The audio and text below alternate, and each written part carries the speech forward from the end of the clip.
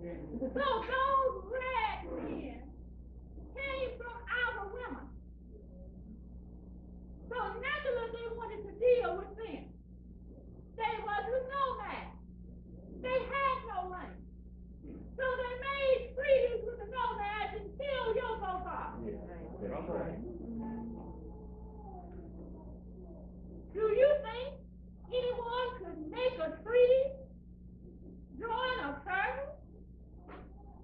My people didn't draw no ninja turtle. My people didn't sign no deeds with the United States of America. My people haven't sold them anything and haven't made any treaty yet. My first treaty will be to pay my people what you owe them, $35 per acre from 1803 up to when I first filed with the Department of Interior, which will be $80 quadrillion.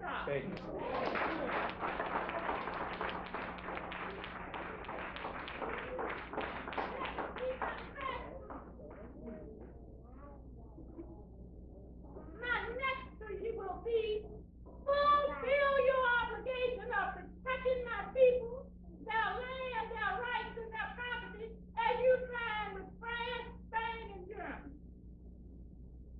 And protect their religion, which is the Lord's Son. Those of you from Israel, you just must learn today that the Honorable Elijah Muhammad took his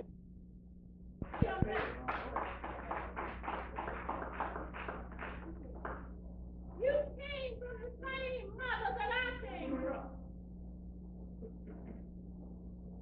And those of you that still use those MF words, you think about this. No black person has ever been an MF. The colorless man is the black MF. Do you hear me? Clean it up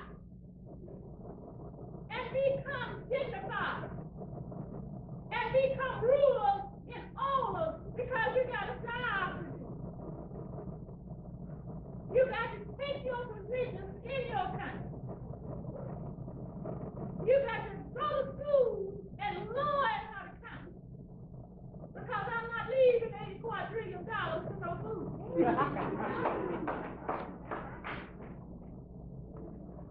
We just made a negotiation because this is the year of the world indigenous people by the United Nations. And the United Nations has asked you, indigenous people, to make a proposal and ask for what you want. Did you get that message? All those that got that message, raise your hand. Did you make a proposal to the United Nations? Well, I thought you would. We made one for you. We asked them to pay us our first $1 trillion.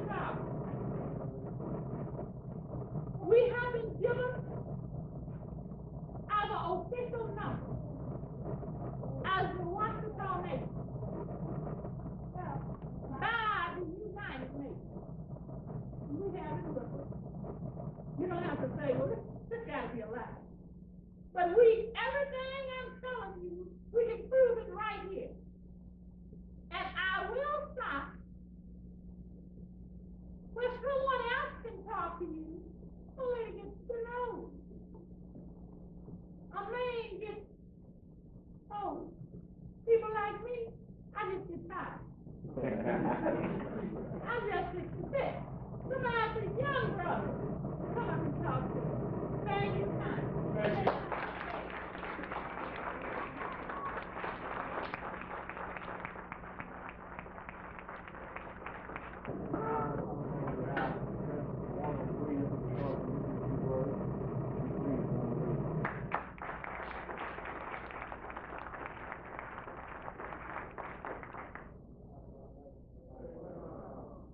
I'd like to touch base today really well, and it's kind of hard to come behind.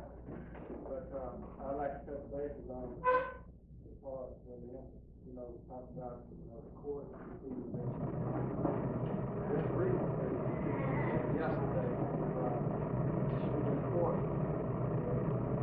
She was in court dealing with the issue dealing with property on her land. And the colorless people were claiming the home. So we got upset because we knew about we had a food program. And all of a sudden the colorless woman decided that she wouldn't let it. She didn't go food out. We got upset. She had a conviction for the woman that I was saying. So she filed suit to have the woman evicted off of her land because there's no way that she could prove that it was hers. And the Empress was in court on it, just yesterday. And at that particular time, she was going to disrobe the judge. He ran out of the courtroom before she got a chance to disrobe him. But she had that moved out of their court into our court. We have our own legal court, and we have our judge.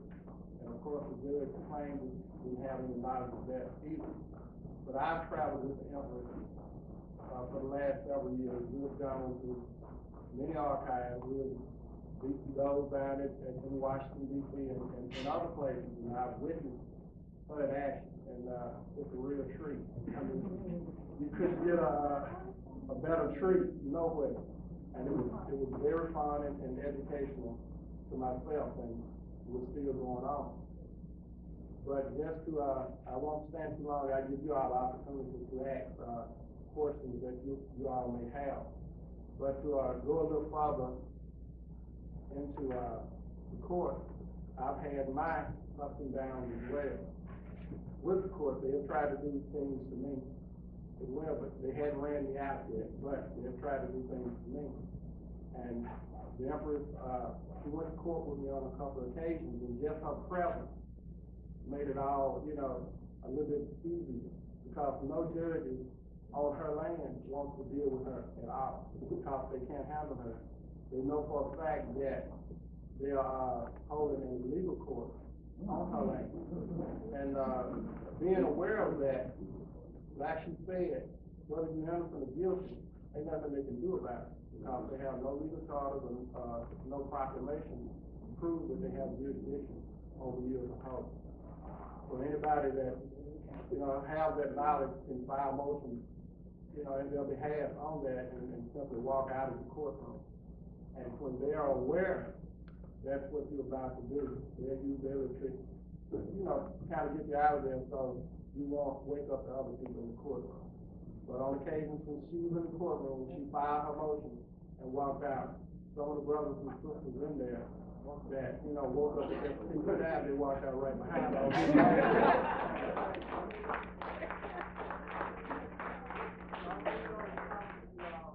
Anybody can, if you're black, of course, because you have the legal birthright, you can do the same thing. And I won't say beat the system because it's not really a system. But I say if you can kind of control your own.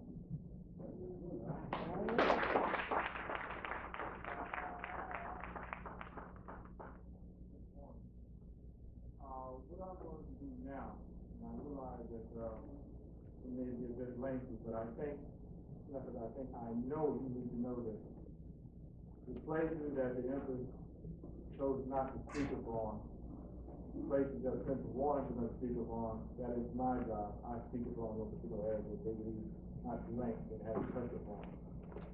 What I wish to do at this time is to take you back a few centuries and bring you up to date so that you can get a very broad understanding of what has been going on and why the circumstances and the situations are as they are sometimes. Some of what I'm going to tell you is going to be quite preposterous and very hard to comprehend, and even worse to be believed. So bear with me, take your time, do your research, and I mean just that, do your own personal research, and will always be shown very clear to you. I want to take you back to Marie Antoinette and Louis XIV. That's where it started, insofar as the Empress is concerned. Now, she mentioned to you earlier that the Marquise de Maison Rouge was her great-grandfather 5 times removed. Louis XIV and Marie Antoinette was her great-great-great-great-great-grandmother 6 times removed. She is the noblest of the noble. In other words, she came from a direct bloodline, not only of the Washitaw imperial bloodline, but she as well comes from what we now know as the European bloodline of Marie Antoinette and Louis XIV. I know all of you heard about the lost dolphin, and you heard the references made to that, the lost dolphin. It was not a lost dolphin as you lose a dolphin in the ocean, which is impossible. But the dolphin is the next heir to the throne, monarchical throne. In this case, it was France. He was the next one in line for the throne. King of France, Louis XIV, Marie Antoinette. When they had their revolution, guillotine Marie Antoinette, Louis XIV, he escaped through subterfuge and a few people who tried to, well, not tried to, they sold him. The Baron de Verdiacee helped him to get out of France, to get to Spain. Now, we've all read in our history books, and you have to understand, somebody is going to tell you it's filler. It's going to blend to the history that you know, and it's going to make a bit more sense to you. They didn't tell you all lies, they just omitted a great deal of it.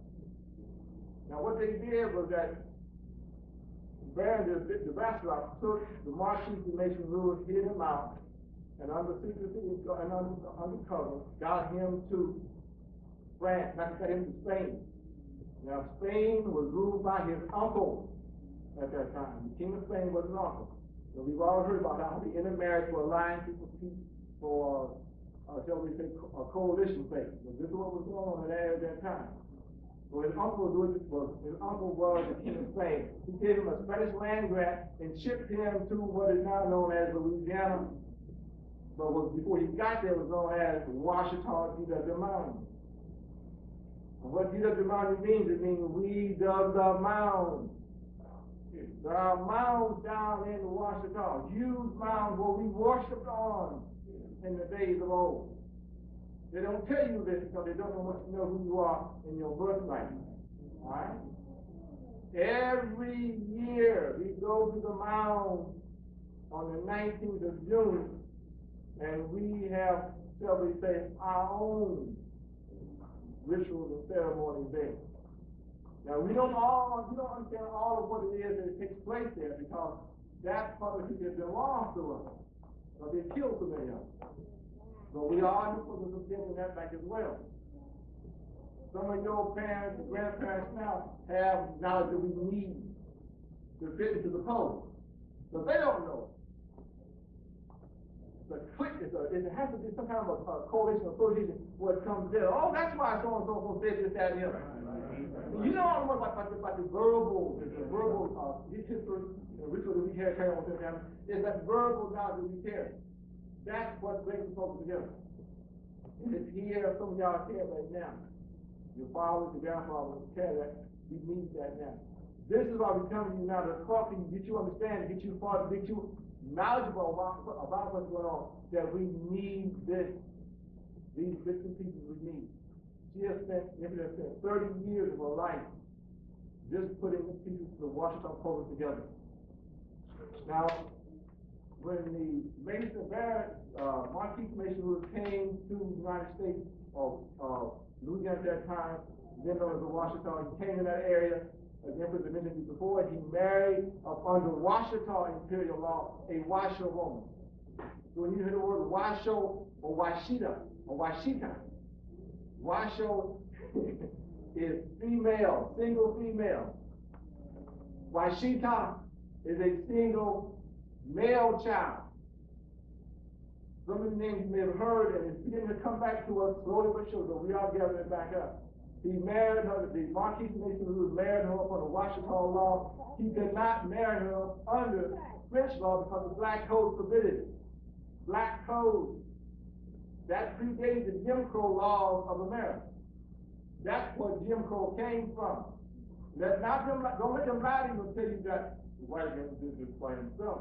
And we know the murder white man. It preceded him, both by the Spanish and the French. The black code was applied to black people in that area, both of them, those local governments. Now understand, at the time when the Moors controlled Spain, now get a grip on this, when the Moors controlled Spain, they sent what out to do what, when? To explore and exploit the world, right? They came to the Washitaw as well. And when they came there, they exploited well. Understand this. But when they came to exploit, they found a flourishing empire already in existence. They signed treaties with the Washitaw. Both the Spanish up under the Alfonso Treaty, the French up under the Amin Treaty. These are the treaties that stand through today. These are the treaties that Thomas Jefferson chose not to acknowledge. And Thomas Jefferson, I say before you today, is a liar and a thief. From us, he stole. And he stole magnificently, believe me. Over 3 million acres of land he took from us. He killed, pillaged, and plundered up under the sign of constitutional law. He did these horrible things. And he has the audacity to speak within his own memoirs. If I did anything wrong, please come behind me. Have the decency to change it. If he had any decency, he would have changed himself on his own administration. But he chose not to. This too is in the book. And it's all within the congressional records as I speak to you right now. And in his memoirs as well. When they went ahead and did this, as Empress mentioned to you, upon the said alleged Louisiana Purchase, this is how the land was confiscated. Now I'm going to take a little jump here. 1795 to 1803, when the colored people at that time realized what the Marquis de Maisonneuve had done to them with regards to putting the land out under the Washitaw people legally. When they found out in 1795, but he did that 5 times, he got to see his people, his relatives, his progeny, his children, to buy into that land 5 times to make it legal, even up under French law. It became legally then, the Washitaw. You go ahead and give the Washitaw because they were indigenous to the land 3,000 years prior to the birth of Christ. And if you look at the birth of Christ, Christ was a black man. Will they have? Who else has the sign but us? Solomon, God McCumbee, from the same bloodline. Go to your Bible, which is our book, and read for yourselves. When they found out what he had done in 1803, they poisoned the water system and killed up tens of thousands of Washitaw citizens. First time, you read a book called Black Mama, White Mama. White Mama was a woman who took the child, took his name, took his land, took his money in the bank, and raised him upon his own land as a slave. And then when they had the rule of mind, and everything was solid and sacred upon their law, they killed that child. They killed the child who owned the land that they had taken. It didn't happen 1 or 2 times, it happened many times. In 1803, they poisoned the wells and the water system. Every time the Washitaw and the Plymouth have gone for their rightful birthright, their land, and the wealth on that land, which is the only basis of power and wealth on the earth, this month all is land. You have that, if you don't have that, you have nothing but paper. And I hope and I pray. Just in 1803, to 1811, November the 22nd, 1811, up under and through proper legal convention assembly, the Washitaw, the Senators, and related tribes in that area came together in legal convention assembly and seceded from the union of those United States. Seceded November the 22nd, 1811. You never hear about that in history books. And they will not tell you because they told you why it happened that way. They will also have to explain to you who did it, why they did it, and where they were when they did it. They were never in the United States of America. Never at no time. The state of Louisiana is bogus, is illegal, and is a lie. At that time, it was wholesale slaughter, death, and dying as well. You go into the area of 1848. There was mentioned this date as well. That was when, started in 1823, 1848, when it came into, I want you to get a firm grasp on this particular name. Supreme Court Justice Haney. Dred Scott decision. A black man has no right, a white is bound to respect. In one hand, with the hand of law, he gave it to the Senators of Washitaw, saying the land is yours. June the 19th, 1848. All right? That is the day that we now celebrate as our folks for life. You don't celebrate for divine Washitaw.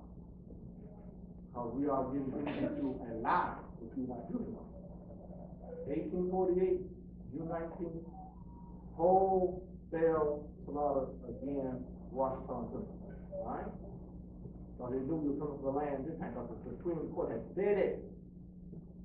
Gave it to them one hand, Supreme Court Justice Haney.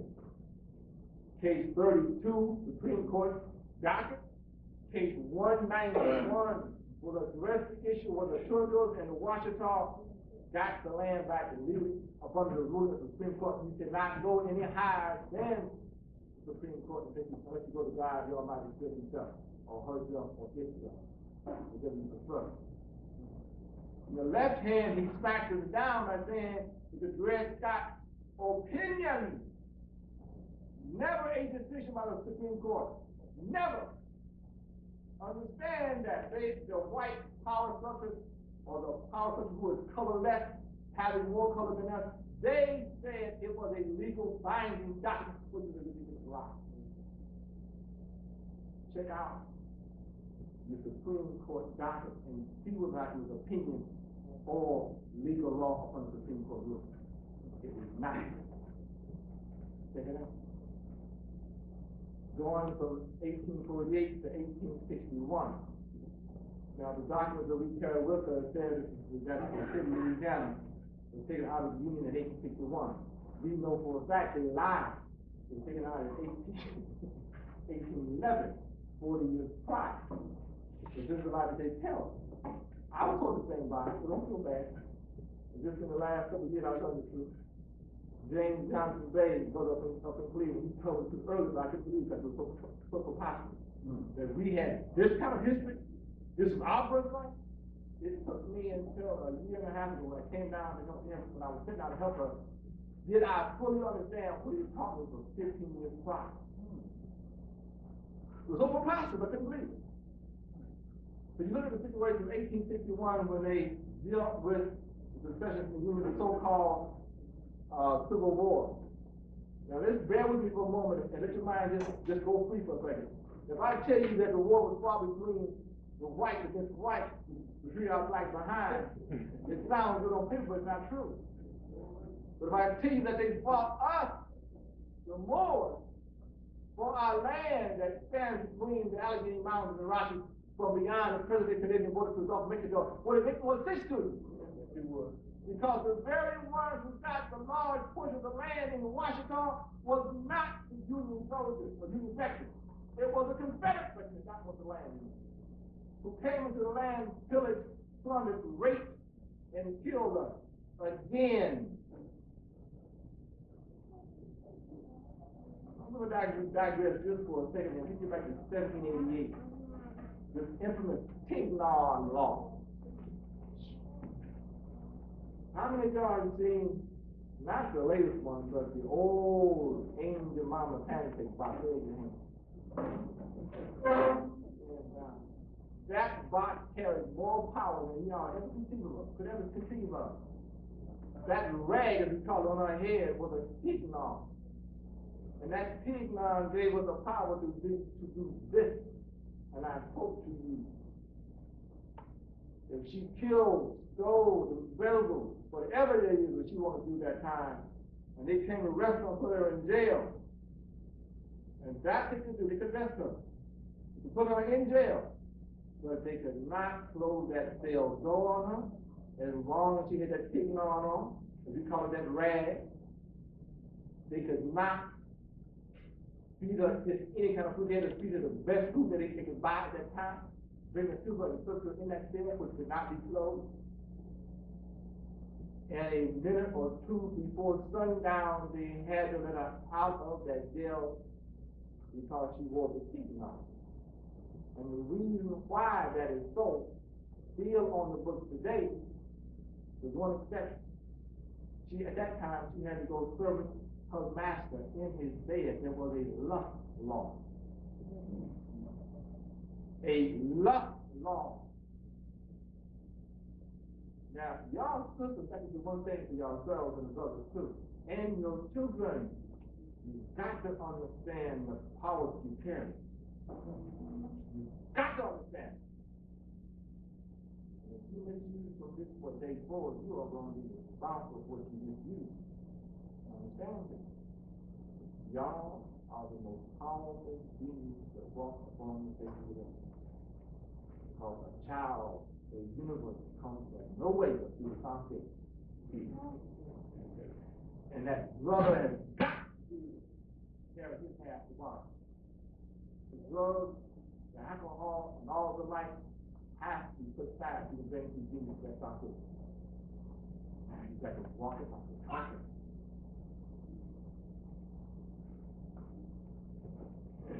You've got to understand, man. I have to digress when I have to tell you when I feel that way. But you've got to understand now that tignon law is still on the books. And what is the letter of Louisiana and still in Washitaw. It is still on the book. It would take 3 constitutional conventions to wipe it from the book. The Empress has used it twice already. Once in Washington, D.C., and once in the Washitaw.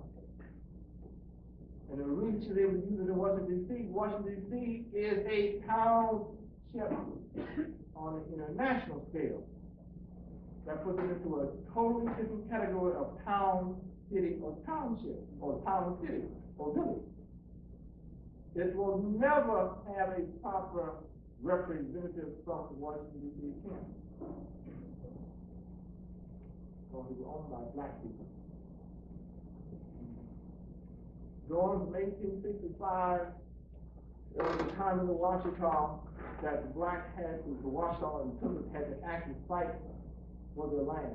They hemmed up 130 whites in a place called Colfax and killed them, buried their bodies in the mass grave, and burned the houses down.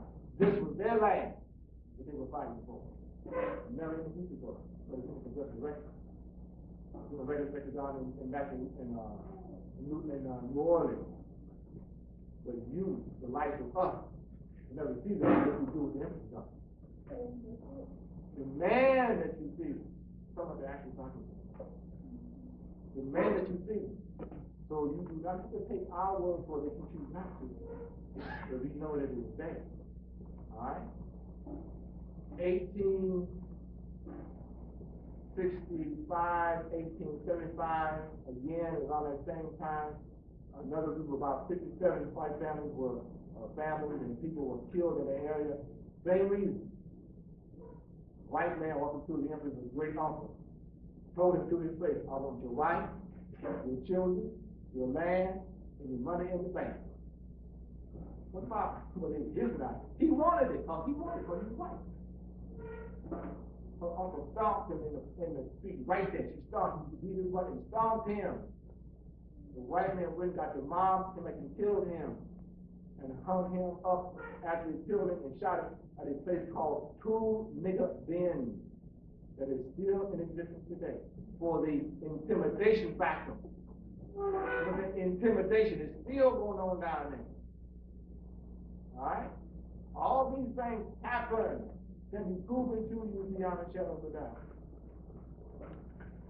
In 1879, about 1861, 1879, this was the era in the Washitaw, then known as Louisiana, that they were bona fide, legally able to come into your house and take anything they wanted. Enslave you, kill you, your children, your house, your money, anything. They did this. Up under the 1880 Constitution was the way and the method and the means in which he was able to redeem the first installment, the first phase of the redemption of the Washitaw Empire, which is 68,883 acres of land, and we have not redeemed the first portion of the gift. We are still in the first phase of that. When it's all said and done, we will probably wrap around the state capital, which is Baton Rouge, the Marquis de Baton Rouge. As an example, so many rings up there, it was named after him. They won't tell you that. That's about they won't tell you. We will probably wrap around the capital and take over about 2/3, about 3/5 of the state of Louisiana, what's known as Louisiana. Now we have an understanding with a certain governor down there. We told the Empress, you take the northern hand, take the southern hand. And whenever she goes to see him, Governor Edwards, he gives her the royal treatment as she is due. I have been in their presence when I've seen it with my own eyes, and I tell you, I assume why, like told me I saw it with my own eyes. So these are the things you need to understand. You need to know these things, all right? When she went and got that land back, as I said before, they did not want to give her the land, because they understood who she was. She was under all the documents, all the marriage rights, all the death certificates, all the documents. They gave her the land back. Now, if you were to call down to the state land office in Louisiana and ask them if that document legal, they give you all this kind of runaround. Because they do not want to tell you that it's legal. They will lie to you to this day. You went out here to Nevada and many times out in Nevada, and white people who are in Washington took their families, or there's some white people in there too, and some big black people who think they're white. They called back to Louisiana. They said, no, it's not legal, it's not binding. They know it was. They would tell you a lie to keep you from coming down. And they will try to scare you to keep you from coming down. Because they realize that once we get the people down there, the body, the mind, the disciplined mind, they are going to actually start very slowly moving off the land. They like to give it up.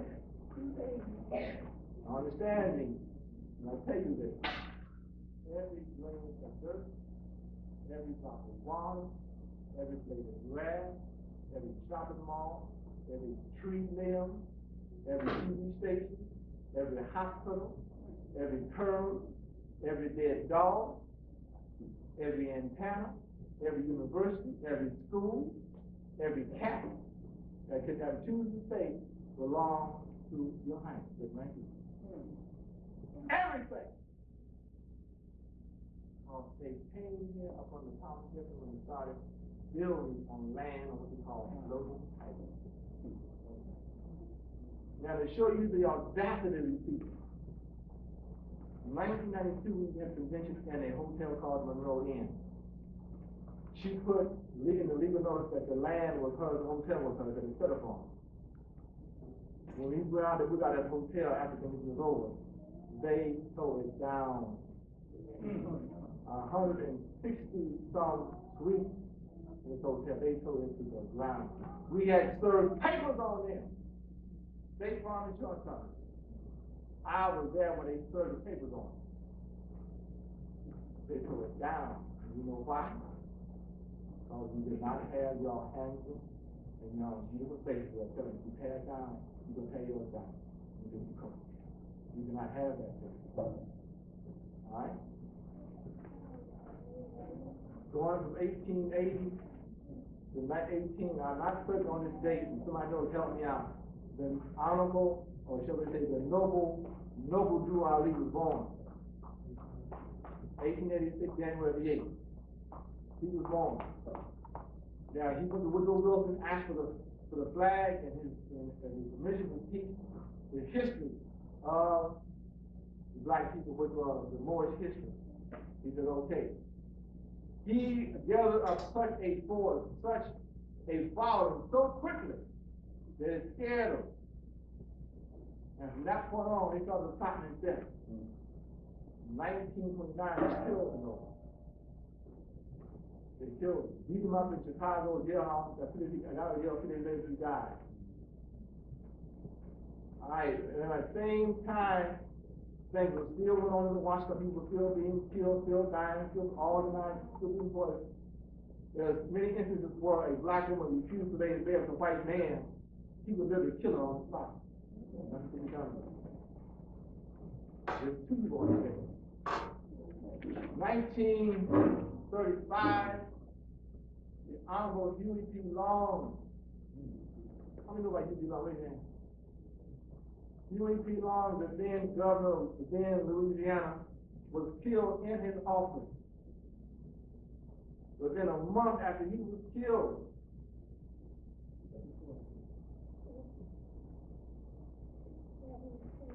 her father was killed before Huey P. Long was killed in the same month. Because Huey P. Long had come to her father's house, who was a very intelligent woman, and at that time highly educated. When she was sitting on his knees, they coffee from his coffee cup, and they spoke about return of the Washitaw land. You gotta understand now, the state of Louisiana, that includes, for this particular state, that includes the Washitaw Empire as well, has 40% of all the wetlands in the continent of the United States. 40% is in one state, all right?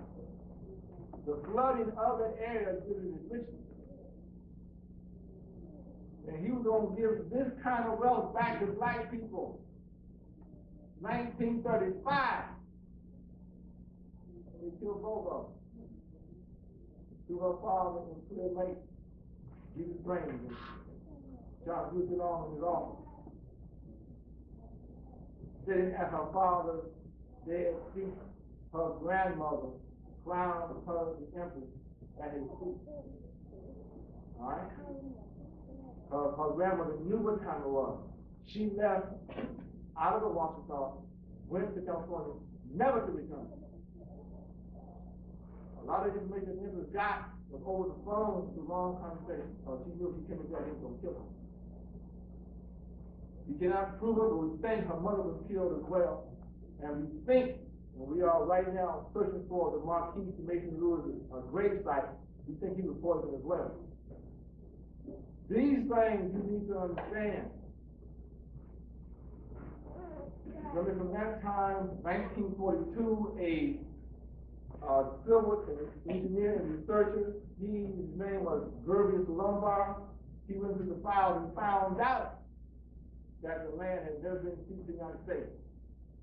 They took that report and did it again. From 1942 to about 1952-54, a group of Washitaw and Senators came down from the Washitaw and all of Nevada trying to access the money that is in escrow to this day. That's what they're not using. Escrow means that money has been put aside from land or money that you profited from for someone else to use. The money, millions of dollars, are still there in escrow today. Some senators and Washitaw came down out of Nevada, out of Washitaw to access that money. They killed some of them, beat some of them, and intimidated the others. You again, the land again was in question. Wholesale slaughter, wholesale killing. You jump from 62, 64, was it 67 when his grandmother died? 1967, her grandmother died. She made transition. It was her season as the saying goes. That was when the Empress was legally able. She had been released from her promise to her grandmother that she did not start her official research until she died. That's how powerful this whole situation was, and still is today. She started her legal research. She had been doing it prior, 10 years, 10, 15 years prior to that was a friend of hers. So she had a lot of knowledge about it even then. But she could start going to the files at that point in time. I will not give you all of the actual dates, but I will give you a brief overview, and that is, when she came back to the area of Washitaw, you know, a lot of gossip going on. Why was she back? Probably this was laid to her about she had nothing to do with what the black folks like in that area did, which was basically say your body to get a little food and job. You've got to understand one thing. This colored male, I won't call him a male, this colored male, he is after the black woman that he not believe. Because he understands the high enemy that she is. But 90% of them do not understand who they are and why it was happening. You've got to be educated yourself. Alright? At that time and thereafter, her home was shot up. Her community center was burnt down. Car was shot up. Her horses were poisoned. Her dogs were poisoned and shot. 1979 was in 79, her husband was killed. He had a mild heart attack. They took him to the doctor, to the hospital. They shot him in the brain with a small caliber pistol. We have pictures of that in our file. We took his brain and ate his brain at a Ku Klux Klan rally. Called her on the phone and told her, we wonder how your brain is going to kill you. You so and so and so and so and so and so. As they say in the file, explicative deleted. These are the type of things she had those who he had to endure when they traveled throughout the world collecting information on what she had to do regarding the Washitaw and the Imperial Washitaw Nation. In 1990, they came and they beat her. 3 or 4 men beat her with brass knuckles. This was from the sheriff's department. So they had the legal sanction to come and kill her. The marshal department, too. They had legal sanction to come and kill her. Because they knew who she was more so than she did even then. Because they had access to all the documents. They came, they kicked her, they beat her. I have personally held in my hand with a pair of brass knuckles they used to break her cervical spine with. The case is still pending. Part of the case has been missing the last 5 to 7 years because they had control of the courthouse. They confiscated the record. The case cannot come to its fullness and be settled upon until those particular portions of the record are returned. And I dare say you will never see them. So these are the kinds of things she had to deal with over her last 66 years, over 66 years. I'm just hitting the high point. Just hitting the high point. Now, in 1992, when she went to get the documents, to get the land back, one of her relatives told her, and he was near death, on his deathbed, he told her, no matter what happened, what condition I'm in, when they send for you to come get their land, you go. They sent to get her the day of his funeral. She left at a run because she had promised him as well, I'm going to get the land regardless of this, because this is what you asked me to do. And throughout her life, these are the kinds of things that her family and her friends have consistently asked of her. No matter what happens to me, you get that land. January the 8th. Now understand this. We had no construction relations at that time who was born on January the 8th. The Honorable Noble Drew Ali. We had our first State of the Empire address January the 8th, 1993. This coming January 8th, 1994, we will have our second Day of the Empire address, and we will also commemorate the birth of the Honorable Noble Drew Ali. Hooking it all together, tying all the loose ends of the events we can at this point in time. And by all that is holy, and by all that we own in the Washitaw, I expect to see some of y'all there. And also June 19th for the Content Unity Convention. You got to understand more what you understand what you get in right now, you can meet your relatives. So I know some of y'all got relatives in Mississippi, in Arkansas, in Texas. It's all y'all. We just come with the message to give it to you. Let y'all know that they say right on First Nation time. Well, I'm telling you, nation is. All we need to do. All right? This, you are a breath away from it. And I tell you this truth. You are sitting right now in the Washitaw, Judge the mind.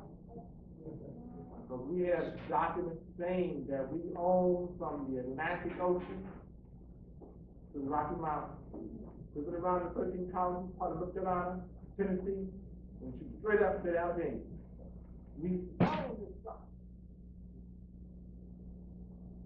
And we have the documents proof. And the documents sit in Washington, D.C. for the congressional records today. Understand when I tell you this. Because you own something, and if you can possess it, those are two distinctly different things, because possession is 9 points of the law in this society. All right? We legally own an 82-year-old brother, an 82-year-old Mason came to the Empress the other day. He sat in our president and signed the document that gave us access to the other portion. His name is Speaker. I've never heard that name before. And if you have, that person, whoever name you heard, he's a welcome person. You just don't know how welcome he is. These are the things that I have been privy to.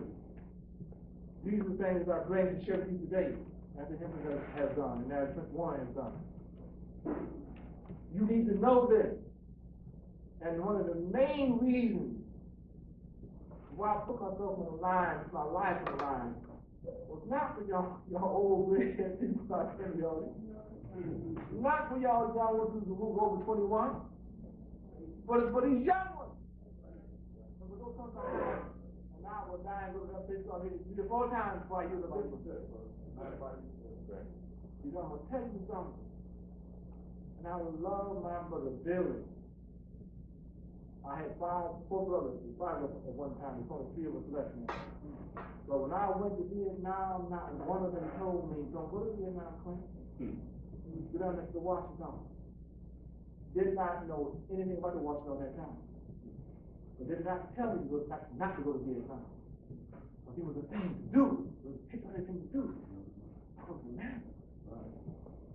When I got back here, minus the leg, several pounds of muscle on my body, my eyesight was gone, and I hurt constantly. When I walked through my brother's house and told him, I am going to Washitaw. The only way I did not go down and they could kill me right now in your house. If I can hop down now, I'm going. He told me, so much is going to kill you, boy. And then everything started. I'm going to the Washitaw. This time, I choose how I die. Well, let's not be afraid of this. So if you understand no more it's dying, all it is a step. And I'm going to make it sure as best I can before I make transition out here. When I come back, I'm coming back through and through the Washitaw. This is my charge. This is my duty. Because if you do it like this time, you here today, your spirit will step through one of your children's children. Understand this now. Let us not be fooled by this BS you've been giving us all these years. We have the power. We have the birthright for the neck of our head, the tip of our lips, and the hot top of our body. We have it. Just this past 2 months, we got a letter from the UN saying that we are a legal nation. Legal nation. All right? We took that letter and went to Toledo, Oklahoma, to the International Indian Council. And all we saw out there was some blonde-haired, blue-eyed preachers, colored people. All right? There's no Indians left out there. We call them Indians. There was no indigenous people left out there. There was no blonde-haired, blue-eyed, there wasn't anything else. The true, what they call Indians, the so-called Indians, they were the drunkers on the street, the Vegas. That's what they had been relegated to. And when we got there and told them who we were, we called Haiti from that point on. Did not want to see this kinky hair, these thick lips, this dark skin. Because they knew that we knew who we were. We met Chief Man Killer, shook that woman's hand, and she refused to acknowledge who we were. When we told them who we were, we had, myself and Prince Wonder, we had a battle with that man. Chadwick Smith, am I correct, Mom? We had to battle with him and run a battle throughout the council to get him to give us a small room to deliver what he came to deliver. And when we delivered that message, every person who was of international status outside of those that in America came and stepped into him, she had to say. And because he got her mad, got her angry, she said, I'm going to take Oklahoma next. And she was in her right there. Because this was in her jurisdiction as the Empress of the Washitaw D.W. And they put Chief Mankill and the woman. What was it? What was it? No, Chancellor. They put her in the National Archives, Woman of the Year. Hall of Fame it was. But they didn't ask her what she did us. You didn't acknowledge the Empress. Shook your hand. That's all she did. But these are the kind of things that they lie to you and tell about, think about. The woman I'm telling you, she does not rate that. If anybody rates being placed in that position, it is your name. And that point, none other. Mansilla did not rate that. And I would put that to her face. Because she was very disrespectful. All of them were. When they realized we paid our money, did a whole 9 yards, and we have been invited there by official letter, on official dictionary, official letterhead. And then the smell that they did, because of the blackness of our skin, thickness of our lips, and the color of our skin. Because they knew that we were and are the only, the pure, the original indigenous people. We didn't say that we were here before, 3,000 years before Christ. Their technology substantiates that through carbon dating. 3,000 years before Brother Christ came on the scene. And I see that because he was a brother. So these things, you got to re-educate yourself. The book called Re-Education of the Negro. He wasn't lying.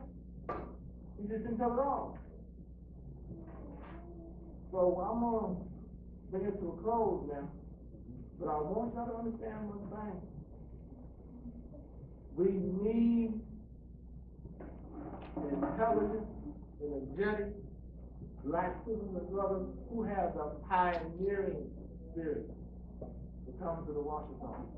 There are jobs for each and every one of y'all, but we will tend to 2 things first. The Empress comes first in all things because she is who she is. But after that, we will take care of the children first, the old people next. And y'all young ones come in between, some of them between. But we don't pay homage to the old, but they have a line for it. The old generals back home. They fought long and hard. And that's what they're still living. That role of difficulty, that fought battles with her. They gave her shelter when she needed it, and protected her when she needed it. They will not be forgotten. And we must make the day better for us, and make tomorrow better for those who are older, and make the history, the future for the young ones. They must be trained to step into our shoes, not with ridiculousness, not with lack of knowledge, not with willing to throw it away, but with knowledge of who they are, so they will carry on, so that we come back to the reincarnation of the next life. We come through them into a better life. And I would speak the same way if it was full of Caucasians, if it was full of colored people. Because, and I hate it like the biggest to mention it, and to tell myself, but they have to be taught as well. Because when you understand who they are and what we did to them, they will cause more Hades than we will ever get. Because we misused those people at that time. That is one of the reasons before anybody becomes a permanent citizen in the Washitaw mountain, you must know your history. You must go through a 10-week course, come out of Cleveland, the Moorish American Institute. You must come through that. Otherwise, you will not be allowed to become a citizen of the Washitaw. Because you are not going to be ignorant again and lose it again. No exception.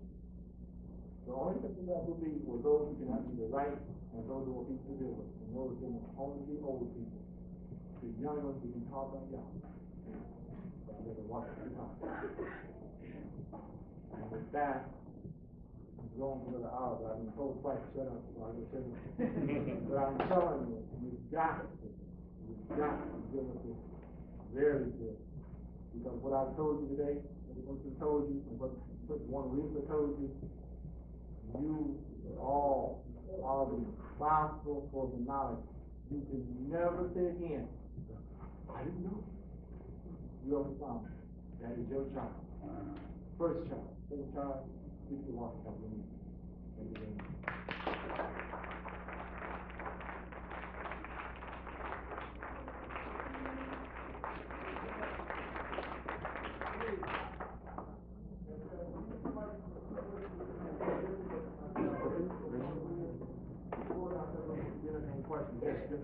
I got two questions. On the back of the $2 bill, could you tell me what your research was that black man? The Bible, your Hebrew root words of the Bible. And it will help you understand who you are and what you are. And one more thing I think I got to tell you, and I have to tell you this. I hate to tell you what I'm going to tell you, because I don't want to do what I may have to do. I am not doing this on my own. There is a Holy Spirit from above. Not what the most Christian people call Holy Spirit.